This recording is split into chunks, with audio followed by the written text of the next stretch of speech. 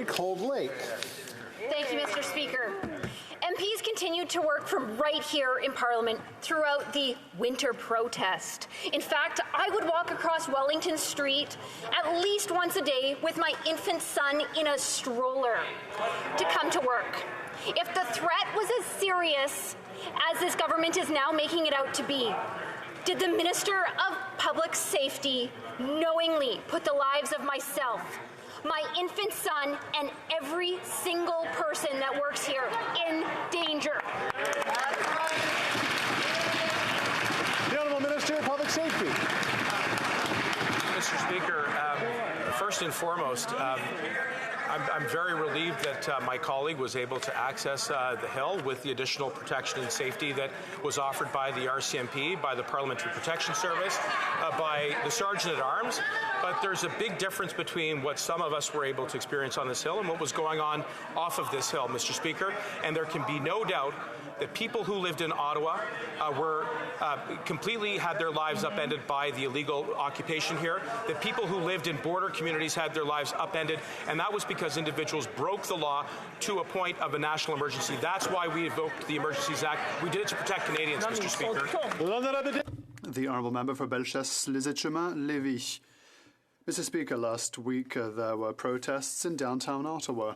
The police, the municipality and various stakeholders managed to manage the situation effectively and quickly. It was just a question of leadership, Mr. Speaker. Yet, last January, the government was completely overwhelmed by the events on the Hill and decided to hide behind emergency legislation. Will the Prime Minister finally admit that he lacked leadership, Mr. Speaker?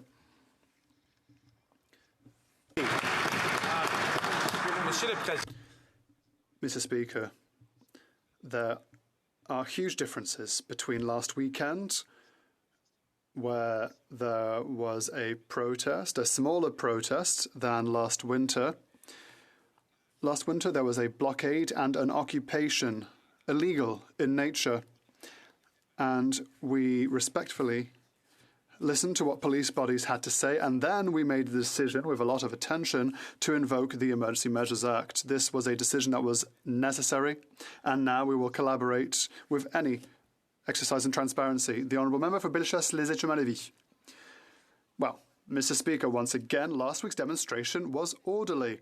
It was simply a matter of leadership. Here's what the Minister of Public Safety said yesterday, and I quote, "First of all, we are relieved by the good work of the police forces on the ground, including the RCMP, who added resources to assure everyone that public safety would be maintained, Mr. Speaker. How can he still claim today that the emergency measures legislation for the events of January was actually necessary?" The Honourable Minister for Public Safety. Mr. Speaker, the short answer is because it was necessary. There was a lot of disturbances at the border, against our economy, a lot of disturbances to our public safety against many Canadians, and that is the reason for which we invoked the Emergency Measures Act. It wasn't a light decision to make, it was a difficult decision to make, but it was the necessary one. And now, on this side of the House, we will participate in every exercise of transparency. Thank you. The Honourable Member for Lac-Saint-Jean. Mr. Speaker, in March we were sorry that the federal government was taking 28 months to process Quebec immigrants applying for permanent residency. A few weeks later,